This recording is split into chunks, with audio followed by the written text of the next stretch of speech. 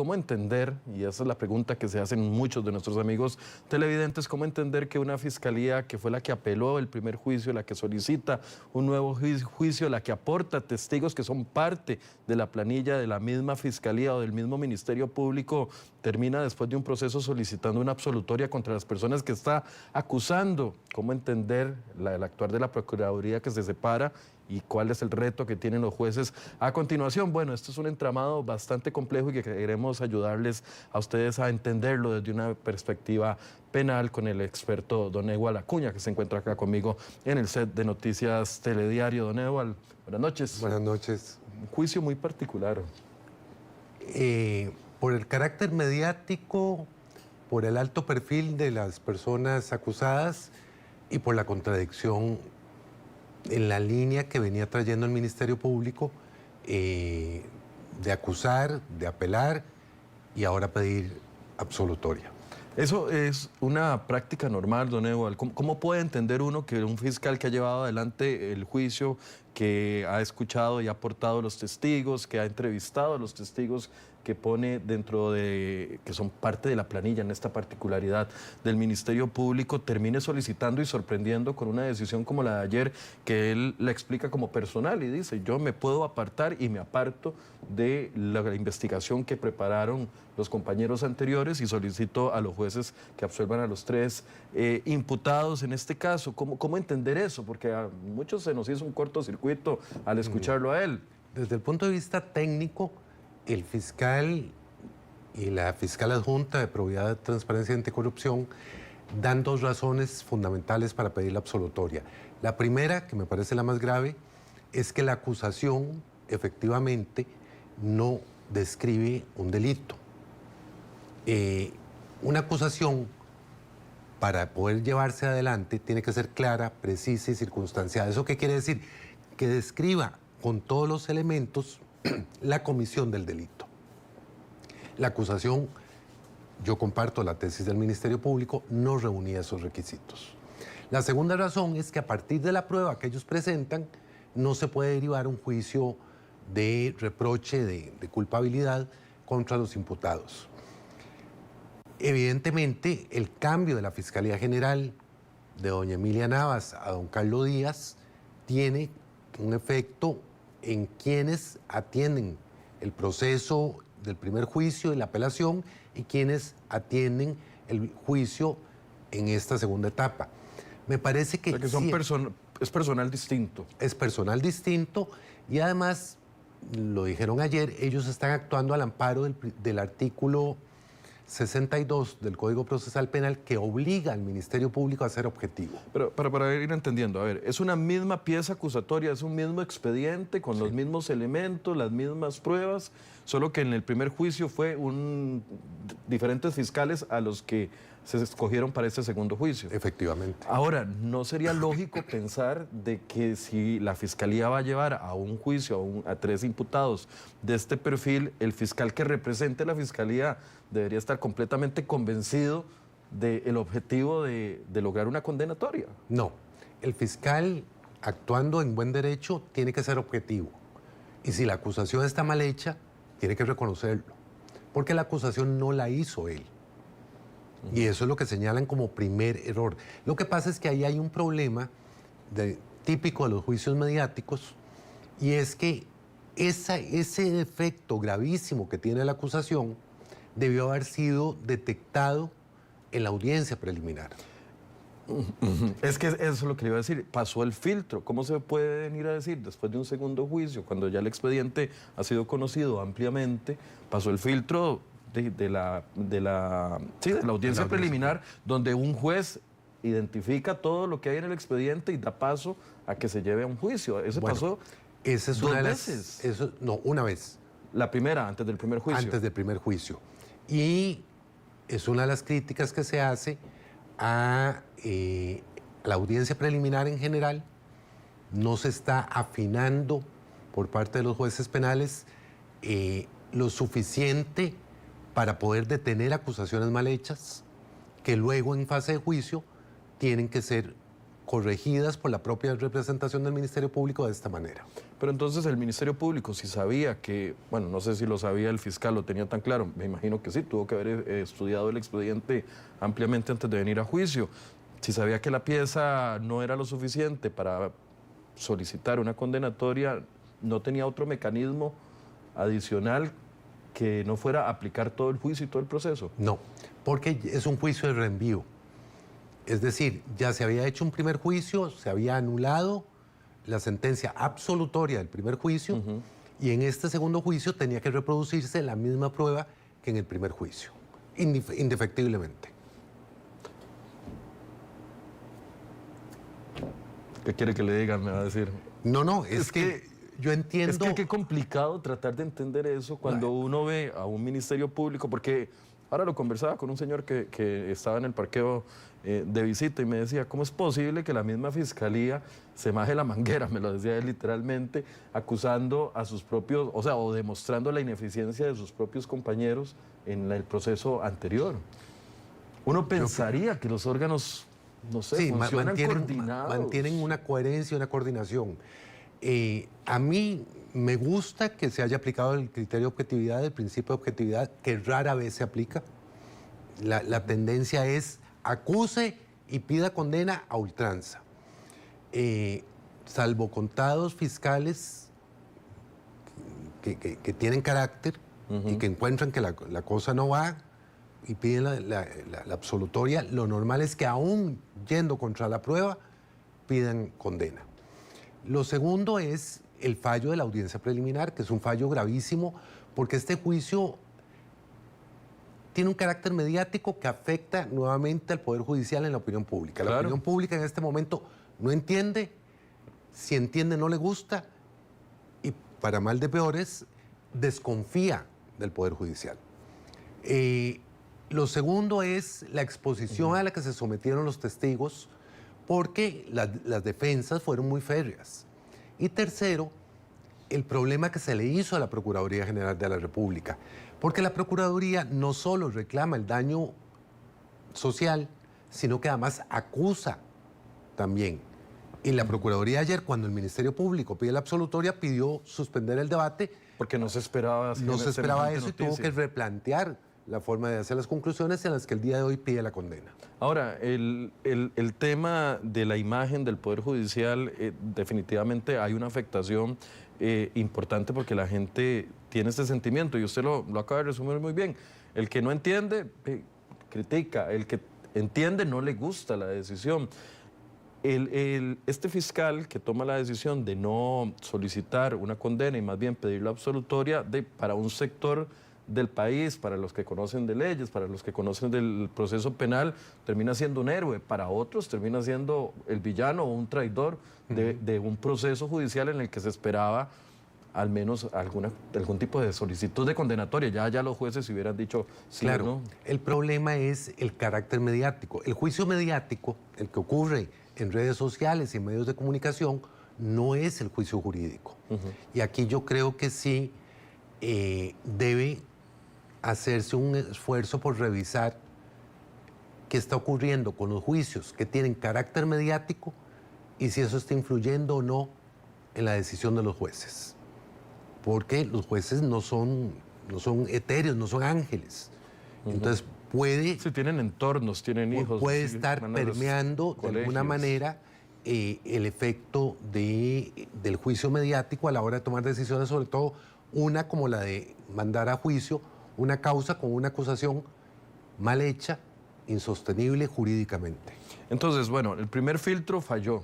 Sí. Y ese primer filtro se compone de dos órganos que pertenecen al Poder Judicial. El Ministerio Público, por un lado, que es el que prepara toda la documentación, y el juzgado, ¿verdad? El juzgado que toma la decisión de aprobar si se eleva a juicio o no. Eso tuvo que haber pasado en 2016, 2017 probablemente. Esos dos filtros fallaron y vienen a traer o alimentar el mito de que existe, de que la gente no ve justicia ni pronta ni cumplida, el famoso mito Es que no del... es un mito, no hay justicia Bueno, pronta ni no, cumplida. es que lo estaba suavizando, porque usted a veces me regaña, pero bueno, ya que nos estamos poniendo honestos, yo voy a hablar como yo hablo. Bueno, el hecho de que la gente piensa de que no hay justicia pronta ni cumplida, de que los delincuentes de cuello blanco se les trata diferente y que de una u otra forma la justicia no llega a ciertas personas que tienen acceso a abogados de gran calibre, o etcétera, etcétera. Eso es cierto, y es una percepción que no necesariamente tiene fundamento real. El problema es que a nivel de opinión, las percepciones pesan muchísimo. Claro. Entonces, ¿qué ocurre?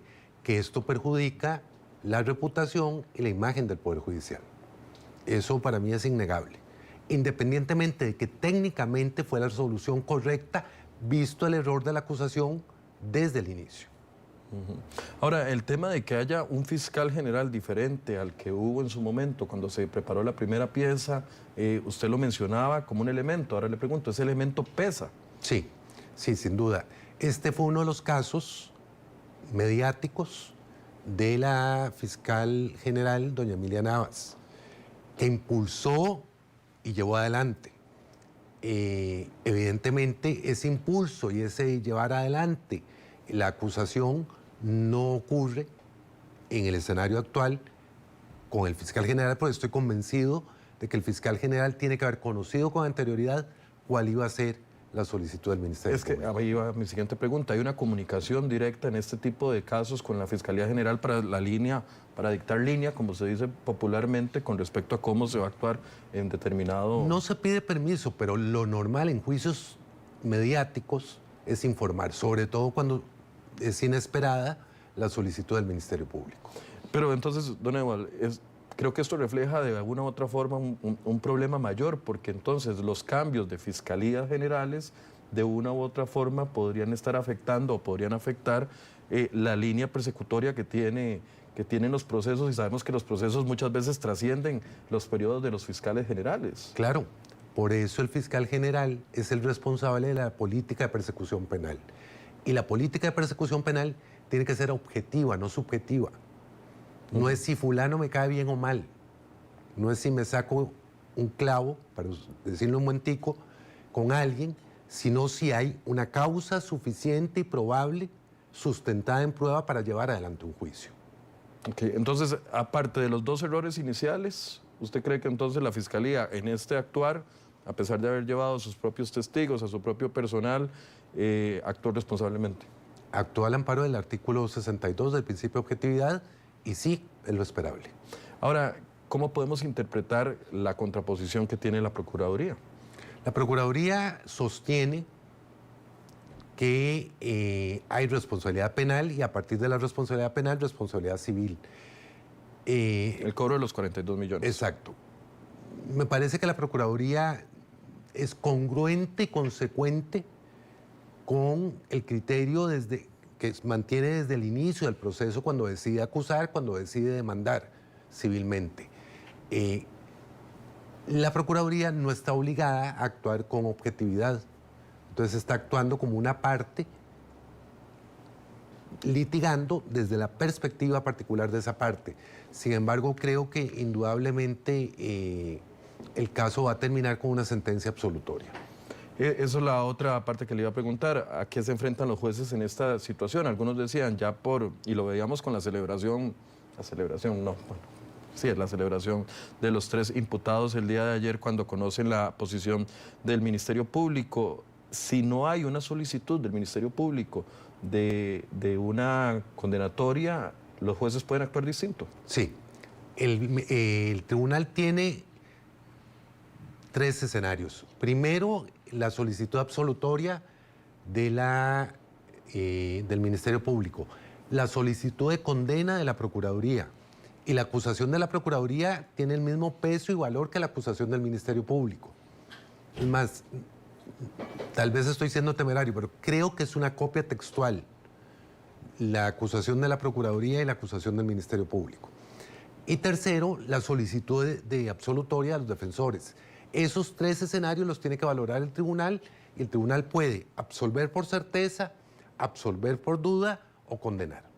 Que lo que estamos solicitando hoy es, al menos el abogado de Johnny Araya, es que se absuelva por certeza. Sí, y me parece que además el tribunal podría pronunciarse en el sentido de absolver por atipicidad de la conducta, es decir, porque lo que está acusado no se ajusta a un delito. Atipicidad es que no configura un delito. Exactamente. La situación. Ahora, ¿cómo quedan los testigos expuestos? Y es un punto relevante. No fueron cualquier testigo, estamos hablando de un alto jefe del Ministerio Público como lo es Juan Carlos Cubillo, una jefa de prensa como lo es Tatiana Vargas, la misma fiscal también de apellido Jiménez, o sea, gente prácticamente pública dentro del ministerio que de una u otra forma sus propios compañeros le están diciendo no, a pesar de que los llevaron a exponerse. Es un tema complicado a lo interno porque efectivamente se les llevó para probar algo que no está acusado. Es una cosa difícil de entender. Sí, pero es que eso es como que lo lleven a uno al matadero para que lo expongan. Sí, y fueron expuestos y además los defensores están explotando precisamente los sesgos de los testigos de querer ajustarse a impulsar la acusación y evidenciando algunas contradicciones importantes en sus declaraciones. Estoy leyendo aquí algunos comentarios de la gente que nos está viendo en vivo en este momento y bueno, claramente no son algunos muy positivos. Es desgastante ver lo contradictorio del Poder Judicial, es frustrante e incomprensible, dice doña Lizy Vindas, este tipo de situaciones, razón de más para hacer un cambio y trascender a limpiar tanto vicio e incompetencia, refiriéndose al Poder Judicial. Dice Rebe Espinosa, me pregunta es, ¿ahora sí pueden extraditar a Celso Gamboa? Hay que esperar la sentencia. Hay que esperar la resolución. Yo sigo convencido que va a ser antes de los 60 días, espero no equivocarme. Antes de los 60 días. Eso es la otra. El juez podría el viernes, mañana viernes, ya concluir, pasar el periodo de conclusiones. ¿Cuánto es el plazo para que pueda resolver?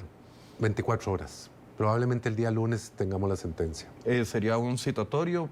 Tienen los imputados que estar presentes para la lectura de la parte dispositiva. La parte dispositiva es el por tanto de la sentencia, donde se explica qué fue lo que se resolvió y se da una explicación verbal muy sucinta de las razones de esa resolución. Dicen aquí, sería entonces, podríamos concluir de que el fiscal general Carlos Díaz se la perdonó a Johnny Araya y a Celso Gamboa. No, técnicamente la acusación está mal hecha. Ok. Un sistema judicial, dice Sonia Jiménez, que no funciona, un caso mal manejado, dice Jesús Galde, qué tristeza ese Poder Judicial, es una vergüenza, deberían de cobrarle esas dichosas indemnizaciones a ellos. Sí, pareciera que efectivamente... No, el disgusto es comprensible, perfectamente comprensible, porque estamos frente a una situación inesperada en un juicio mediático, donde todos esperábamos que el Ministerio Público pidiera sentencia condenatoria. Pero además, en el juicio mediático ya eran culpables del delito. Sí, claramente.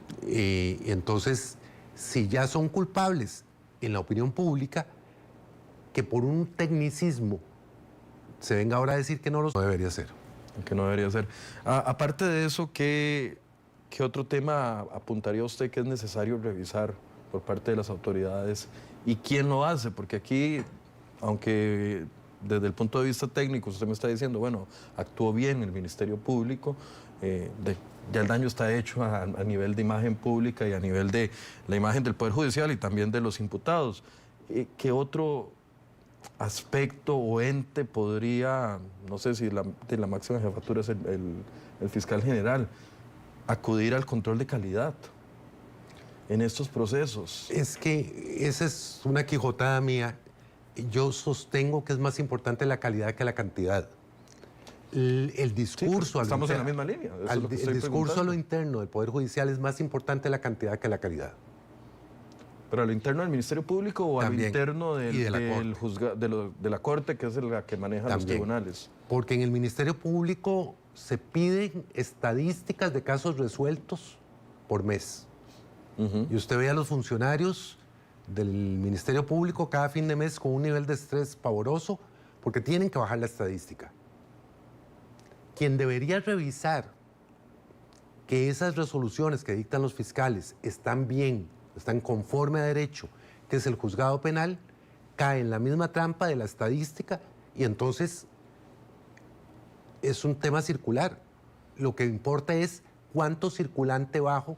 Es más, usted entra a la página del Observatorio del Poder Judicial, lo primero que le va a salir es duración de los casos, porque esa es la preocupación ahora.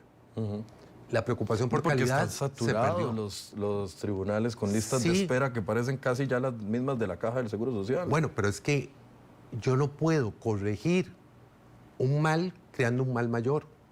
O sea, si la justicia tardía es un problema, la justicia sin gestión de calidad es un problema más grave. Claro, claro, porque aquí estamos hablando de una inversión millonaria en recursos públicos para llegar a una No solo conclusión eso, como la esa. pena de banquillo. La pena de banquillo la sufre el imputado. En este y en otros casos que son llevados injustamente, incorrectamente, ilegalmente a juicio para que sean absueltos después de 5, 6, 10 años de soportar un proceso que es emocionalmente desgastante y que además tiene un costo económico altísimo. Pero también hemos visto, Don Igual, casos de personas criminales, bandas criminales liberadas por un error técnico en el proceso. Porque no hay gestión de calidad. Pero por eso, no es solo gente inocente que No, fue no, no, acusada. no, no, no. O sea, el problema también... de calidad funciona en términos generales. No es que la mala calidad beneficia a unos y perjudica a otros. No, no, perjudica a todos por igual. Y perjudica la persecución penal, por ejemplo, de bandas criminales. Perjudica la investigación de delitos de carácter sexual. Perjudica el tema de la pronta consecuencia del delito. La pena es la consecuencia de una acción personal. Pero si a mí me van a castigar dentro de 10 años o a lo mejor no me castigan, aquí todo es paz y gloria. Don Igual, ¿qué deberían de estar...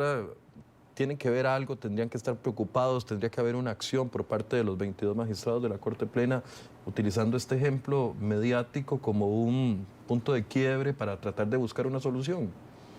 Quisiera decir que sí, pero no soy optimista.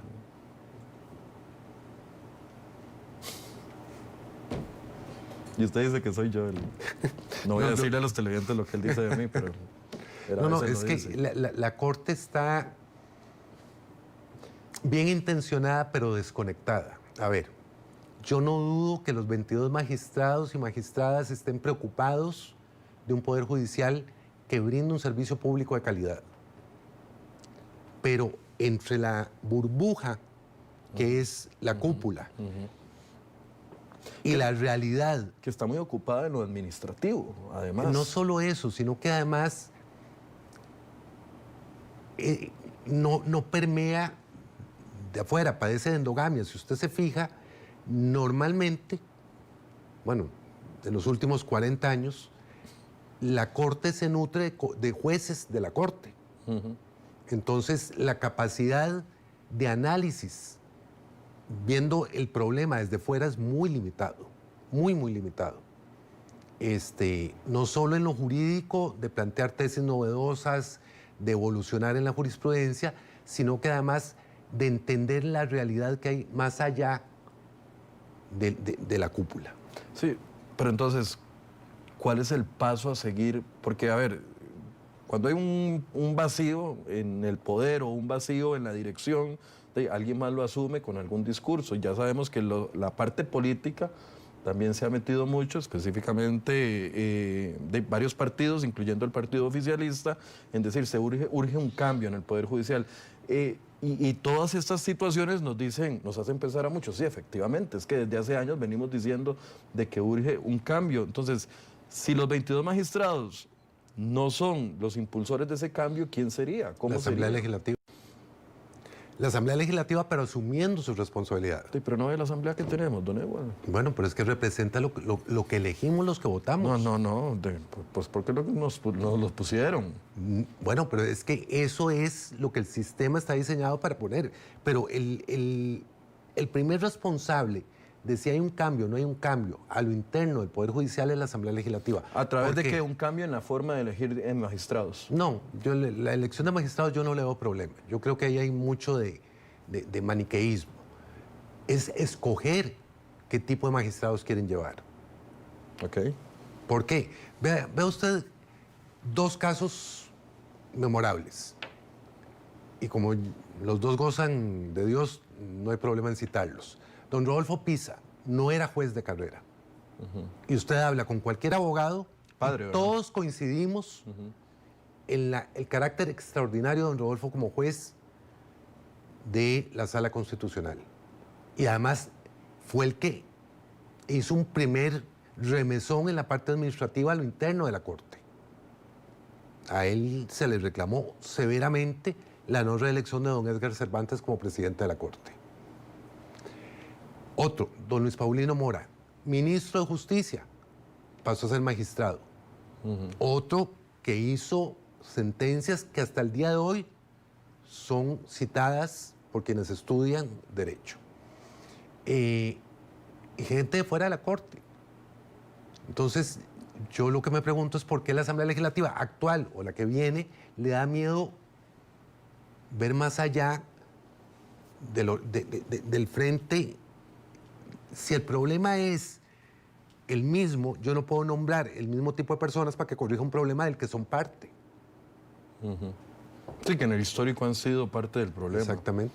Y cuando uno ve las sesiones, bueno, a algunos nos gusta sufrir, entonces vemos toda la Asamblea Legislativa todas las tardes y las comisiones en las mañanas y también si tenemos tiempo vemos la Corte los lunes y verdaderamente las discusiones no van a los problemas de fondo o a lo que uno percibe, hablemos de percepción, cuando habla con expertos en materia legal, cuando habla con víctimas, cuando habla con defensores de acusados.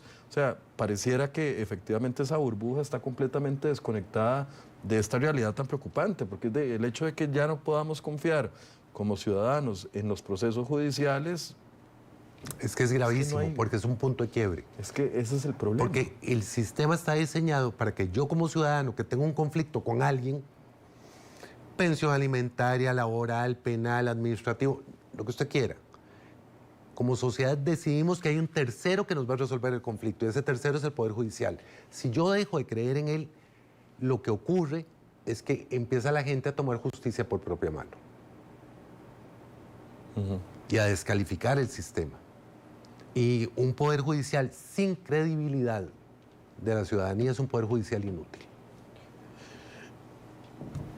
Si usted me dice que el cambio está en la Asamblea Legislativa, en traer gente nueva, voces frescas, que no hayan participado de los mismos situaciones viciosas y procesos engorrosos en los que ha caído en el círculo vicioso, por así decirse, que está, no es mucho riesgo ponerlo en manos de políticos. Es que es el único mecanismo. Yo sé que usted me va a decir que es el único mecanismo que... No es el único. Hay miles de mecanismos. El que se ajusta de mejor manera a nuestro sistema es la elección por mayoría calificada en la Asamblea Legislativa. O sea, se requiere 38 votos. ¿Hay riesgo político? Sí. Mucho. Bueno, ¿a dónde no? Sí, pero ese mismo es lo que nos ha llevado a lo que... O sea, si el problema son esos magistrados que están ahí, el problema también viene del origen de quienes los eligieron. Claro, pero si usted revisa, la mayoría, por lo menos la mitad de la Corte fue nombrada en época del bipartidismo, donde te toca a vos, ahora me toca a mí, te toca... Y era... repartirse puestos. Y Vox Populi. Todo el mundo sabía que le tocaba ahora Liberación, le tocaba ahora la Unidad. Con el quiebre del bipartidismo y el aumento de los votos a 38, se obliga a procurar que los políticos encuentren personas con mejor perfil. ¿Que hay errores? Sí, en el caso del nombramiento de don Celso. De Celso Gamboa. Pero es de los sistemas, me parece a mí, el más transparente y con menor riesgo. Delegarlo en cúpulas, como se hace en Centroamérica, en el resto de Centroamérica, es todavía más politizado, pero mucho más politizado. Incluir órganos externos, colegio de abogados... Eso se hace en el resto de Centroamérica y no funciona. Le puedo contar historias de terror. Es peor el asunto. Claro, porque entonces el ejercicio del poder se reduce sobre un número más pequeño de personas. Ok, para finalizar, don Ewald, el próximo año hay varios vencimientos de nombramientos que si no se consiguen los 38 votos continuarán quienes están. Es un año vital, es un año que podría marcar un cambio en el rumbo del Poder Judicial. No. No sé si para bien o para mal. No. A ver, este año se tiene que decidir si se reelige o no se reelige a don Fernando Castillo. presidente de la Sala Constitucional. Creo que lo van a reelegir y me parece Ha hecho un buen trabajo. adecuadísimo. Para la Asamblea Legislativa que sigue, le toca en el periodo de los 4 años renovar o nombrar 14 magistrados. El problema va a estar en que, me parece a mí que va a ser una Asamblea Legislativa muy fraccionada. Entonces, ponerse de acuerdo 38 para no reelegir, lo veo difícil. Entonces, es probable que haya mucha reelección automática. Ok. Un cierre, don Ewald. ¿Para Hay qué? que reconocer Para los todos errores. aquellos que, a pesar de la explicación jurídica, no están de acuerdo con la decisión. Tienen razón de no estar de acuerdo, porque pesa el juicio mediático, pero respeten la decisión que tomen los jueces a quienes se les está planteando 2 hipótesis. Perdón. Absolutoria por parte de la defensa y del Ministerio Público y condena por parte de la Procuraduría. Los jueces van a tomar la decisión sobre la base de criterios legales y conforme a la prueba recibida. La actuación del Ministerio Público, que técnicamente fue la correcta, no significa que los jueces estén atados a esa decisión. Bien, 8:45. Muchas gracias por esta conversación. Con gusto.